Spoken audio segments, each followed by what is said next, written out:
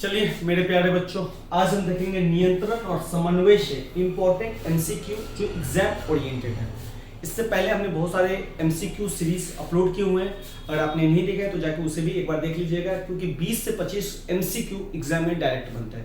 तो चलिए स्टार्ट करते हैं। जड़ का अधोगामी वृद्धि है, प्रकाशानुवर्तन, गुरुत्वानुवर्तन, जलानुवर्तन, रसायनुवर्तन। तो देखिए जड़ जो इधर की ओर वृद्धि करते हैं, जैसे मान लेते हैं कि ये पेड़ है, पेड़ का तना है जो जमीन के ऊपर है और ये जड़ है नीचे, तो ये इधर की ओर जो गति करती है उसका कारण है गुरुत्वानुकर्षण यानी गुरुत्वानुवर्तन। गुरुत्वाकर्षण बल के कारण इधर की ओर गति करती है। पोन्स मेडुला और अनुमस्तिष्क है, अग्र मस्तिष्क का हिस्सा, मध्य मस्तिष्क का हिस्सा, पश्चिम मस्तिष्क का हिस्सा। तो पोन्स मेडुला जो है पश्चिम मस्तिष्क का हिस्सा है। थोड़ा सा टाइपिंग एरर है तो थोड़ा उसे समझिएगा, क्योंकि टाइम नहीं था तो हम ठीक नहीं कर पाए। निम्नलिखित कौन सी अनैच्छिक क्रिया नहीं? वमन, चबाना, लार आना, हृदय का धड़कना। उल्टी वमन हमारे इच्छा में नहीं है, खुद आ जाता है। लार कुछ को देखते हुए खुद से आ जाता है, तो ये हमारी इच्छा नहीं। हृदय पंप करता है, ये हमारी इच्छा है। लेकिन हम कोई चीज चबाते हैं, ये हम अपनी इच्छा के अनुसार चबाते हैं। अवतु ग्रंथि को थायरॉक्सिन हार्मोन बनाने के लिए क्या आवश्यकता होती है? तो अवतु ग्रंथि जो हमारे गले के पास होता है उसको आयोडीन चाहिए थायरॉक्सिन हार्मोन बनाने के लिए। अगर आयोडीन नहीं मिलेगा तो आयोडीन की कमी के चक्कर में ग्लाइडर या घेंगा रोग हो जाएगा, इसीलिए हम लोग नमक में आयोडीन मिलाते हैं। मस्तिष्क का कौन सा भाग शरीर की स्थिति तथा संतुलन का अनुरक्षण करता है? तो शरीर की स्थिति तथा शरीर का जो संतुलन है वो पश्चिम मस्तिष्क बनाता है। दो तंत्रिका कोशिकाओं के मध्य खाली स्थान को क्या कहते हैं? जब दो तंत्रिका कोशिका के मध्य जो ये खाली स्थान होता है उसको हम सिनिप्स कहते हैं। क्या बोलते हैं? सिनिप्स। और द्रुमिका किसको कहते हैं? जो ये निकला होता है उसको हम द्रुमिका कहते हैं। कौन अंतःस्रावी और बाह्यस्रावी ग्रंथि जैसा कार्य करता है? तो ध्यान रखिएगा कि अग्नाशय दोनों जैसा कार्य करता है। अंतःस्रावी ग्रंथि और बाह्यस्रावी ग्रंथि दोनों की तरह काम करता है। बाह्यस्रावी ग्रंथि और अंतःस्रावी में ध्यान रखिएगा, बाह्यस्रावी में लेट निकलता है और अंतःस्रावी ग्रंथि में इंसुलिन का उत्पादन करता है। अगर इसकी कमी हो गई तो आदमी को डायबिटीज हो जाता है, जिसको मधुमेह कहते हैं। निम्न में से कौन सा अंग संवेदग्राही नहीं है? कान, आंख, नाक, दिमाग। तो संवेदग्राही नहीं है मतलब दिमाग। 5 ज्ञानेंद्रियां होती है जिसमें कान, आंख, नाक तो है ही आपका, एक जीभ और एक त्वचा, जिससे हमें संवेदना महसूस होती है। पादपों में पाया जाने वाला वृद्धि हार्मोन निम्न में से कौन सा है? तो जिबरेलिन जो है वृद्धि हार्मोन है। इनमें से कौन पादप हार्मोन है? तो साइटोकाइनिन जो है पादप हार्मोन है। इंसुलिन, थायरॉक्सिन, एस्ट्रोजन मानव हार्मोन है। अगर हम बात करें इंसुलिन मधुमेह हो जाता है, थायरॉक्सिन घेंगा रोग हो जाता है और एस्ट्रोजन नर हार्मोन है। मेरु रज्जु निकलता है, तो मेरु रज्जु जो है मेडुला से निकलता है, पश्चिम मस्तिष्क के मेडुला से, जो पूरे पीठ में छाया रहता है। न्यूरॉन में छोटे शाखित प्रवर्धन होते हैं तो इसको डेंड्राइट बोलते हैं। जो छोटे छोटे शाखित होते हैं उसको डेंड्राइट बोलते हैं। यह संवेदी अंगों से संवेदना ग्रहण करता है, तो डेंड्राइट जो है संवेदी अंगों से संवेदना ग्रहण करता है। साइटोन से कौन सा रासायनिक पदार्थ निकलता है? तो साइटोन से एसिटाइलोकोलिन निकलता है। तंत्रिका कोशिका क्या कहलाता है? यह तंत्रिका कोशिका को न्यूरॉन बोलते हैं। साइटोन के सबसे लंबे तंतु को क्या कहते हैं? तो एक्सोन कहते हैं।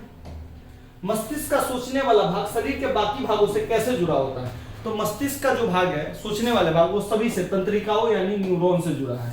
प्रतिवर्त क्रिया क्या है? तो लार आना, रक्तदान, हृदय गति, इनमें से सभी जो है प्रतिवर्त क्रिया है। कोमल मस्तिष्क सुरक्षित रहता है मस्तिष्क गुहा में। ध्यान रखिएगा कि कोमल मस्तिष्क जो है मस्तिष्क गुहा में रहता है, और ध्यान रखिएगा कि हड्डी के अंदर रहता है जिसको हम क्रेनियम बोलते हैं। क्रेनियम 8 हड्डी होता है क्रेनियम में, ये भी ध्यान रखिएगा। फिर एक सीरोब्रो स्पाइनल द्रव होता है जो मस्तिष्क को आघात से सुरक्षा करता है, तो ये भी थोड़ा सा ध्यान रखिएगा। यह ऐच्छिक गतियों का नियंत्रण करता है, तो सेरिब्रम जो है जो हम इच्छा के अनुसार जो गति करते हैं उसको नियंत्रण करता है। यह अनैच्छिक क्रियाओं का नियंत्रण करता है, तो पश्चिम मस्तिष्क अनैच्छिक, तो मेड्यूल ओब्लागेंटा। शरीर का संतुलन बनाता है सेरिबेलम। अंतःस्रावी ग्रंथियों से क्या स्रावित होता है? तो अंतःस्रावी ग्रंथियों से आपके हार्मोन्स निकलते हैं, तो ये ध्यान रखिएगा। वृद्धि हार्मोन के कम स्रावित होने से क्या होता है? तो वृद्धि हार्मोन से अगर कम वृद्धि हार्मोन निकलेगा तो उससे बौनापन हो जाएगा। थायराइड ग्रंथि के बढ़ जाने से क्या होता है? तो घेंगा रोग हो जाता है। थायराइड ग्रंथि के समान क्रिया के लिए इसकी निश्चित मात्रा जरूरी है, तो भाई आयोडीन की निश्चित मात्रा जरूरी है। अगर आयोडीन नहीं मिला तो कमी हो जाएगी। अग्नाशय क्या स्रावित करता है? तो इंसुलिन। ध्यान रखिएगा, पाचन तंत्र में मैंने एक और चीज देखा था, लेट। तो अंतःस्रावी इंसुलिन और बाह्य स्रावी में लेट निकालता है, तो ये ध्यान रखिएगा। यह रुधिर में शर्करा का स्तर नियंत्रित करता है, तो कौन? अग्नाशय से निकला हुआ इंसुलिन। ग्वाइटर अथवा घेंगा होता है किसके कारण? आयोडीन, थायरॉक्सिन की। मनुष्य में मादा जनन अंग से किस हार्मोन का स्राव होता है? तो मादा जनन अंग से प्रोजेस्टेरोन, एस्ट्रोजन, रिलैक्सिन, इन सभी हार्मोन का स्राव होता है। वृष्ण द्वारा स्रावित हार्मोन है, तो वृष्ण जिसको टेटिस भी बोलते हैं उसको टेस्टोस्टेरोन बोलते हैं। यह अनिच्छिक क्रिया को नियंत्रण करता है, तो मेडुला ओब्लागेंटा। यह मस्तिष्क को बाहरी आघातों से बचाता है, तो सेरिब्रोस्पाइनल द्रव और मेनिंजिस जो है दोनों मस्तिष्क को बाहरी आघातों से बचाता है। और हड्डी के बारे में मैंने बताया, मस्तिष्क जिस हड्डी में रहता है उसको हम क्या बोलते हैं? क्रेनियम, जो कि संख्या में 8। सबसे जटिल मस्तिष्क होता है तो मनुष्य का। यह अंडाणु और शुक्राणु बनने की क्रिया का नियंत्रण करता है, तो पिट्यूटरी ग्लैंड जो है, जिसको हम पीयूष ग्रंथि भी बोलते हैं और उसे मास्टर ग्रंथि भी कहते हैं, यह अंडाणु और शुक्राणु बनाने की क्रिया का नियंत्रण करता है। पौधे में बाह्य उद्दीपन के अनुसार गति करने की क्षमता क्या कहलाती है? तो इसको प्रतिवर्तन कहते हैं। पौधों में प्रकाश की ओर गति कहलाता है प्रकाश अनुवर्तन। ध्यान रखिएगा, प्रकाश की तरफ जो गति है प्रकाश अनुवर्तन, जल की तरफ जो गति है जलानुवर्तन, गुरुत्व की तरफ जो गति है उसको गुरुत्वानुवर्तन कहते हैं। तो टाइपिंग मिस्टेक पे नहीं जाइएगा। पौधों में पाई जाने वाली गति है, तो इनमें से सभी प्रकाश के अनुसार भी है, गुरुत्वाकर्षण के अनुसार भी है, जल के अनुसार भी है, तो सभी गति पाई जाती है। ऑक्सीजन पौधे में कहां संश्लेषित होता है? तो पौधे के प्ररोह के अग्रभाग में ये होता है ऑक्सीजन। इस हार्मोन के प्रभाव से पत्तियां मुरझा जाती है, तो एब्सिसिक एसिड के कारण पत्तियां मुरझा जाती है। कौन सा हार्मोन हृदय की धड़कन को बढ़ा देता है? तो एड्रेनलिन जो हार्मोन है वो हृदय की धड़कन को बढ़ा देता है, टेंशन का माहौल कर देता है। पादप हार्मोन का उदाहरण है तो ऑक्सिन, पैक्सिन, एड्रेनलिन और टेस्टोस्टेरोन, ये दोनों तो हार्मोन है। पैक्सिन जो है आप जानते हैं ये हार्मोन नहीं है, पाचक पदार्थ है। यह हार्मोन पौधों में कोशिका विभाजन को रोकता है, तो एब्सिसिक एसिड जो है कोशिका विभाजन को रोक देता है। उच्च स्तर के जीवों में विकसित तंत्रिका तंत्र होता है, जिसमें होता है मस्तिष्क भी होता है, स्पाइनल कोड भी होता है, तंत्रिका भी होता है। तो उच्च स्तर जैसे मानव, यह हार्मोन गैस के रूप में मापा जाता है, तो एथिलीन जो है ये गैस के रूप में मापा जाता है। भागते या दौड़ते समय कौन सा हार्मोन सक्रिय होता है? तो एड्रेनलिन, जिससे आपका हृदय धड़कन भी तेज हो जाता है। बच्चों की शारीरिक वृद्धि में इस हार्मोन की बहुत बड़ी भूमिका है, तो वृद्धि हार्मोन, जिससे हमारा शरीर बढ़ता है। यह ग्रंथि अन्य अंतःस्रावी ग्रंथियों का नियंत्रण करती है, तो सभी ग्रंथियों का जो नियंत्रण करती है उसको पीयूष ग्रंथि या पिट्यूटरी ग्लैंड बोलते हैं।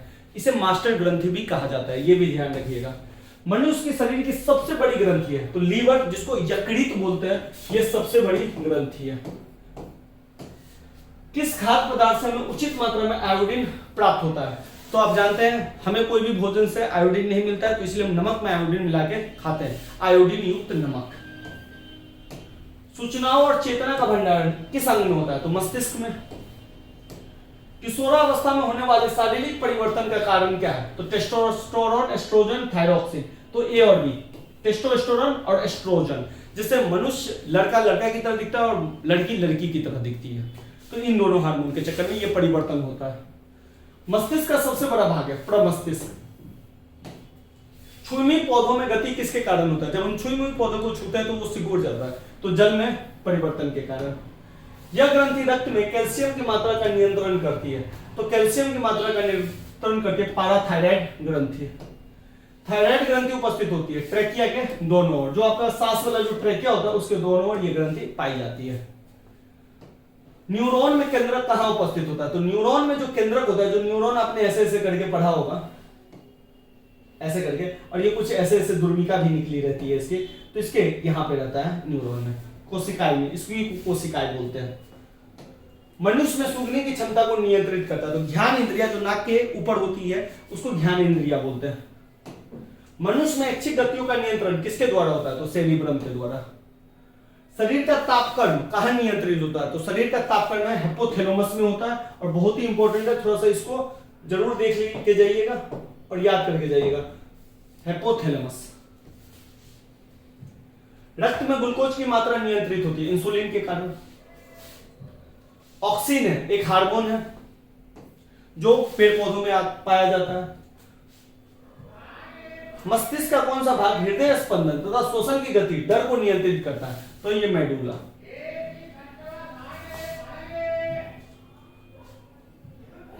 अनैच्छिक क्रियाओं का नियंत्रण केंद्र मेडुला ऑब्लांगेटा, ये हमने देख लिया। हार्मोन शब्द का नामकरण किसने किया था? बेलिस एवं स्टर्लिंग ने। तो ये भी थोड़ा सा ध्यान रखिएगा। गर्भवती महिला के प्रसव के आखिरी समय में कौन सा हार्मोन दिया जाता है? तो ऑक्सीटोसिन दिया जाता है। ध्यान दीजिएगा, गाय में दूध के लिए भी ऑक्सीटोसिन हार्मोन दिया जाता है, ये भी ध्यान रखिएगा। मानव में मानव में बुद्धि एवं चतुराई का केंद्र है? तो सेरिब्रम, मस्तिष्क का एक पार्ट। निम्न में कौन हार्मोन सर्वप्रथम अध्ययन किया गया था? तो सेक्रेटिन हार्मोन को सबसे पहले हमने अध्ययन किया था। बर्थ हार्मोन के नाम से जाना जाता है, तो ऑक्सीटोसिन को बर्थ हार्मोन के नाम से जाना जाता है क्योंकि ये गर्भवती महिलाओं में दिया जाता है। बर्थ हार्मोन के नाम से तो ऑक्सीटोसिन।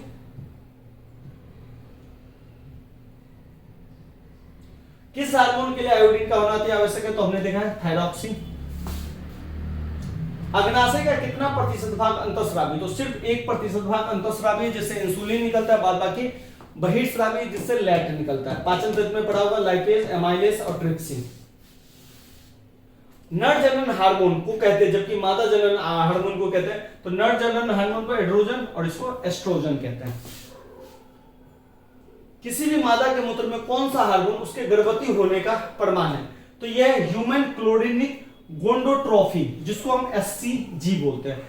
ये गर्भवती महिला के मूत्र में यह हार्मोन पाया जाता है, जिससे पता चल जाता है कि महिला प्रेग्नेंट है। मस्तिष्क उत्तरदायी है सोचने के लिए, हृदय धड़कन के लिए, शरीर का संतुलन बनाने के। तो इच्छिक क्रिया और अनिच्छिक क्रिया सभी के लिए है, तो उपयुक्त सभी।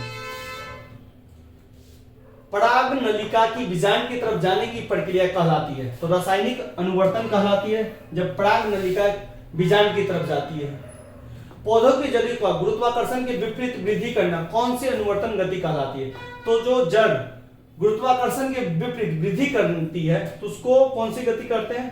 तो इनमें गुरुत्वानुवर्तन है जो गुरुत्व के कारण करती है, और जो गुरुत्वाकर्षण की वृद्धि करती है तो इसको ऋणात्मक गुरुत्वानुवर्तन कहते हैं। तो ये ध्यान रखिएगा। हमारे शरीर में विभिन्न जैविक कार्यों का नियंत्रण होता है तंत्रिका और रसायनों द्वारा। पौधे की जड़ें गुरुत्वानुकर्तन होती है, तो पौधे की जड़ी जो है धनात्मक, यहाँ पे धनात्मक गुरुत्वानुवर्तन होती है, जबकि तने जो है ऋणात्मक होते हैं, क्योंकि गुरुत्वाकर्षण तने इधर की ओर आना चाहिए लेकिन तने इधर की ओर जाते हैं जमीन से, तो ये ऋणात्मक है। रुधिर चाप में से कौन नियंत्रित करता है? तो एड्रिनल जो है रुधिर के स्पीड को नियंत्रण करता है। पिट्यूटरी ग्रंथि हाइपोथैलेमस द्वारा नियंत्रित होती है। मनुष्य के शरीर में सोचने वाले उत्तक है तंत्रिका उत्तक। इनमें से कौन फल पकाने के लिए प्रयुक्त होता है? तो एथिलीन जो है इसको प्रयोग करते हैं फल को जल्दी पकाने में। एड्रोजन है तो आपने देखा है नर्लिंग हार्मोन है। निम्न में से कौन ग्रंथि हार्मोन तथा एंजाइम दोनों स्रावित करता है? तो अग्नाशय जो है दोनों हार्मोन स्रावित करता है, इसे मास्टर ग्रंथि भी कहते हैं। तो पिट्यूटरी। बीज रहित पौधों के उत्पादन में सहायक होते हैं, तो ऑक्सिन और जिब्रेलिन्स दोनों। हार्मोन स्रावित होता है अंतःस्रावी ग्रंथि से। किस पौधे की जड़ें इनमें से कौन सी गति को दर्शाती है? तो पौधे की जड़ें ऋणात्मक प्रकाशानुवर्तन को भी दर्शाती है और धनात्मक प्रकाशानुवर्तन को नहीं, तो धनात्मक प्रकाशानुवर्तन और ऋणात्मक प्रकाशानुवर्तन को दर्शाती है। मानव शरीर में सबसे लंबी कोशिका कौन है? तो सबसे लंबी कोशिका है तंत्रिका कोशिका। सबसे छोटी कोशिका है माइकोप्लाज्मा। तो ये भी ध्यान रखिएगा। तो आज के लिए इतना ही रखते हैं। अगर सेशन अच्छा लगा तो लाइक कीजिए, कमेंट करके हमें बताइए कि आगे कौन सा लेक्चर आपको चाहिए, और अपने दोस्तों को जरूर शेयर करें। धन्यवाद।